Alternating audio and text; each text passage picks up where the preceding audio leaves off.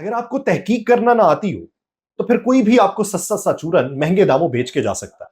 پھر کوئی بھی آپ کو یہ کہہ دے کہ تمہارا کان کتا اتار کے لے گیا تو آپ کان کو چیک کیے بغیر کتے کے پیچھے دوڑ لگانا شروع کر دیں. اور یہی وہ بات ہے جو ہمیں چارٹر آف ڈیموکریسی کے نام پہ پڑھائی جا رہی ہے. آپ سب پر سلامتی ہوں. میں یاسر رشید ہوں اور آپ میرا ویلاگ دیکھ رہے ہیں. ناظرین، ان دنوں جب آئینی عدالت کے قیام کے حوالے سے باتیں چل رہی ہیں تو ہمیں یہ بتایا جا رہا ہے کہ چارٹر آف ڈیموکریسی یعنی COD کے اندر یہ بات طے ہوئی تھی کہ آئینی عدالت بنائی جائے گی. تو اب آ کے اگر موقع مل رہا ہے تو اس میں کیا پریشانی ہے؟ کیا بولتے ہیں؟ یعنی ہمیں یہ سمجھایا جاتا ہے کہ وقت کے بڑے یعنی بادشاہ زادوں نے وقت سے پہلے بیٹھ کے یہ تعین کیا تھا کہ اس طریقے سے ہوگا، اور ہم نے پڑھنا تک گوارا نہ کیا کہ اس چارٹر آف ڈیموکریسی میں لکھا کیا تھا. اگرچہ میثاق جمہوریت میں آئینی عدالت کے قیام کی بات موجود تھی، لیکن اس میں تمام خفیہ اداروں کے سیاسی ونگز کو ختم کرنے اور انہیں منتخب حکومت کے سامنے جواب دہ بنانے کے لیے بھی سیاسی جماعتوں کے وعدے کا ذکر بھی موجود تھا. لیکن اس کے اوپر عمل درآمد نہیں ہوا. اس لیے نہیں ہوا کہ یہ کمزور تھے اور یہ اسی طریقہ کار کے تحت آتے ہیں. میثاق جمہوریت پر تمام لوگوں نے دستخط کیے تھے، اس معاہدے پہ جزوی طور پہ عمل کیا گیا، لیکن 18 برسوں میں ابھی تک کتنے اس کے وعدے پورے ہوئے؟ سول ملٹری تعلقات کے بارے میں میثاق جمہوریت یعنی چارٹر آف ڈیموکریسی کے اندر یہ وعدہ کیا گیا کہ جو انٹیلیجنس ایجنسیز ہیں وہ بالترتیب وزیر اعظم، سیکریٹریٹ، وزارت دفاع اور کابینہ ڈویژن کے ذریعے منتخب حکومت کو جواب دیں گی. لیکن جب خود چور دروازے سے آنا ہو تو کس سے آپ جواب دہی حاصل کر سکتے ہیں؟ اس کے لیے اپنا سیاسی کردار صاف رکھنا پڑے گا، لیکن وہ سیاسی جبہ و دستار تو کبھی صاف رکھ نہیں پائے. پھر یہ کہا گیا کہ متعلقہ وزارت کی طرف سے سفارشات تیار کرنے کے بعد ان کے بجٹ کو کابینہ کی دفاعی کمیٹی منظور کرے گی. تمام انٹیلیجنس ایجنسیز کے سیاسی ونگز ختم کیے جائیں گے. ملک کے دفاع اور سلامتی کے لیے مسلح افواج اور سیکیورٹی اداروں میں اضافہ کم کرنے کے لیے کمیٹی تشکیل دی جائے گی. کہاں پہ آپ کر سکتے تھے؟ وہاں پر سینئر عہدوں پر تمام تقرریاں متعلقہ وزارت کے ذریعے حکومت کی منظوری سے کی جائیں گی. اس میثاق میں یہ بھی کہا گیا کہ فوجی زمین کی الاٹمنٹ اور کنٹونمنٹ وزارت دفاع کے دائرہ کار میں آئیں گی. جب آپ بار بار برسر اقتدار آنے کی کوشش کریں گے تو آپ کو معلوم ہے کہ سہارا تو کسی کا لینا پڑے گا. گندے تو ہونا ہے، تو جب گندے ہونا ہے تو پھر وہ اچھے والے کام کس طریقے سے کر سکتے ہیں؟ 12 اکتوبر 1999 سے لے کے اب تک تمام جو الاٹمنٹس ہیں، زمین کی الاٹمنٹ، یہ ایسے تمام اصولوں، ضابطوں اور پالیسیز کے جائزے، چھان بین یا ایک کمیشن قائم کی اس پہ کرنا تھا جو ان لوگوں کا احتساب کرتا. لیکن جب خود ہی کھانچے لگائے ہوں گے سیاسی طور پہ تو کس میں ہمت ہوگی کہ وہ بیٹھ کے ان کا احتساب کر سکے؟ قطعی طور پہ نہیں ہوگا. جب آپ کا کچا چٹھا آپ کی آنکھوں کے سامنے ہوگا، کسی کو کھولنے کی بھی ضرورت نہیں پڑے گی، تو آپ کیسے اقدامات اٹھاتے؟ پھر میثاق جمہوریت میں آئینی مسائل کے حل کے لیے ایک وفاقی آئینی عدالت کے قیام کی بات آئی. اس عدالت میں ہر وفاقی اکائی کی مساوی نمائندگی دینے کی باتیں ہوئی، جس کے ارکان ججز یا پھر ایسے افراد ہو سکتے ہیں جو سپریم کورٹ کا جج بننے کے اہل ہوں. یہ عدالت 6 سال کے لیے قائم ہونا، یہ اس میں بات تھی، یعنی یہاں پر مستقل بات. اور پھر جو اس کے اہل ہوں، یہاں پہ ریٹائرڈ جج کی بات. پھر سپریم اور ہائی کورٹس باقاعدہ دیوانی اور فوجداری مقدمات کی سماعت کریں گی، اور نئی عدالت کے ججز کا تقرر ایسے ہی ہوگا جیسے اعلیٰ عدلیہ کے ججز کا ہوتا ہے. اعلیٰ عدلیہ کے ججز کے تقرر کے حوالے سے میثاق جمہوریت میں لکھا گیا کہ اعلیٰ عدلیہ میں ججز کی تقرری کے لیے سفارشات ایک کمیشن کے ذریعے مرتب کی جائیں گی، جس میں کمیشن کا چیئرمین ایک چیف جسٹس ہوگا جس نے پہلے کبھی PCO کے تحت حلف نہ اٹھایا ہو. کمیشن کے ارکان صوبائی ہائی کورٹس کے چیف جسٹس ہوں گے جنہوں نے کبھی PSO کے تحت حلف نہ اٹھایا ہو. ایسا نہ ہونے کی صورت میں اس ہائی کورٹ کا سینئر ترین جج جس نے حلف نہیں اٹھایا ہوگا اسے رکن بنایا جائے گا. یہ بات کہاں پہ قابل غور ہے یا آپ نے کہاں پہ سفارشات کے اندر شامل کی ہے؟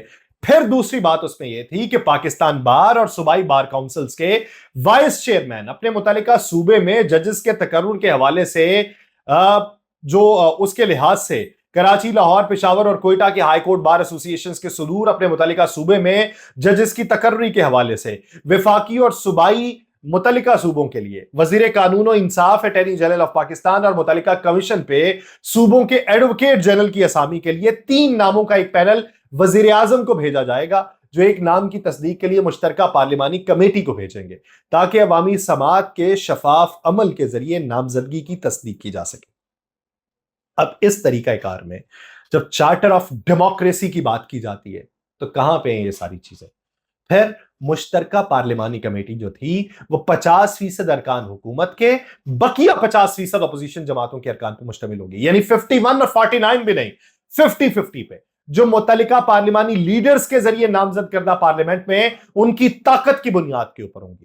اور میثاق جمہوریت میں یہ وعدہ بھی کیا گیا تھا باقاعدہ طور پہ رٹن میں ہے کہ تمام خصوصی عدالتیں بشمول انسداد دہشت گردی اور احتساب عدالتوں کو ختم کر دیا جائے گا اور ایسے مقدمات کو عام عدالتوں کے اندر چلایا جائے گا۔ کیا آپ نے اب بات کی خاتمے کی؟ پھر مزید قواعد و ضوابط کا ایک سیٹ بنایا جائے گا جس کے تحت مختلف ججز کو مقدمات کی تفویض اور مختلف بینچز میں ججز کی منتقلی کے حوالے سے چیف جسٹس کے ثواب دیدی اختیارات کا استعمال چیف جسٹس اور 2 سینئر ترین جج ایک ساتھ بیٹھ کے کریں گے۔ ادھر یہ بات نہیں ہوئی تھی کہ آئینی عدالت کے چیف جسٹس، یعنی چیف جسٹس سپریم کورٹ کی بات ہوئی تھی، اور اب آپ سپریم کورٹ کے لفظ کو تبدیل کر دینا چاہتے ہیں آئینی وفاقی عدالت سے۔ بلدیاتی نظام کے بارے میں میثاق جمہوریت میں یہ لکھا گیا تھا کہ بلدیاتی انتخابات متعلقہ صوبوں میں صوبائی الیکشن کمیشن کے ذریعے جماعتی بنیادوں پہ کرائے جائیں گے اور بلدیاتی اداروں کو آئینی تحفظ دیا جائے گا تاکہ وہ خود مختار ہوں، اپنی متعلقہ اسمبلیوں کے ساتھ باقاعدہ عدالتوں کے ذریعے عوام کو بھی جواب دیں۔ کتنا جواب دے بنایا؟ بلدیاتی الیکشن تو کروا نہیں رہے، کرنا ہے اس پہ عمل تو صرف ایک چیز کے اوپر۔ پھر کہا گیا میثاق جمہوریت میں تشدد، قید، ریاستی سرپرستی میں ہونے والے ظلم و ستم، ٹارگٹڈ قانون سازی، سیاسی طور پہ محرک احتساب کے متاثرین کو ریلیف دینے کے لیے سچائی اور TNRC کی تشکیل کے بارے، یعنی مصالحتی کمیشن، اس کی بھی بات کی گئی۔ کمیشن 1996 سے بغاوتوں، حکومتوں کی برطرفی کے بارے میں نتائج کا بھی جائزہ لے گا اور رپورٹ پیش کرے گا۔ بنائیں گے ایسا کمیشن؟ بنائی جائے گی ایسی رپورٹ؟ نہیں۔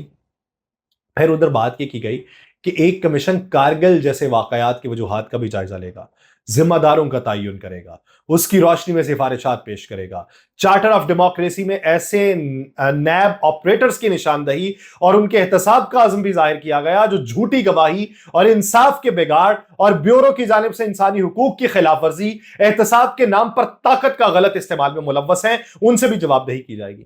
سارے نیب کے خاتمے کی باتیں کرتے رہے، کیا؟ میثاق جمہوریت کے اندر سیاسی بنیادوں پر نیب کو ایک آزاد احتساب کمیشن سے تبدیل کرنے کا بھی وعدہ تھا۔ اس آزاد کمیشن کا چیئرمین اپوزیشن لیڈر کی مشاورت سے وزیر اعظم نامزد کرے گا اور اس کی تاسیق ایک مشترکہ پارلیمانی کمیٹی کے ذریعے کی جائے گی جس میں 50% اراکین حکومت کے، بقیہ 50% اپوزیشن۔ کیا؟ اس کی بھی کوئی بات نہیں چھیڑی گئی۔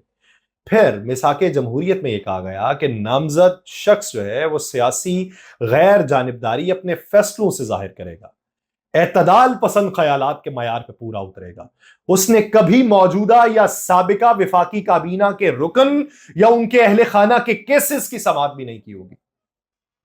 تو بتائیے کتنے جج ایسے ہیں؟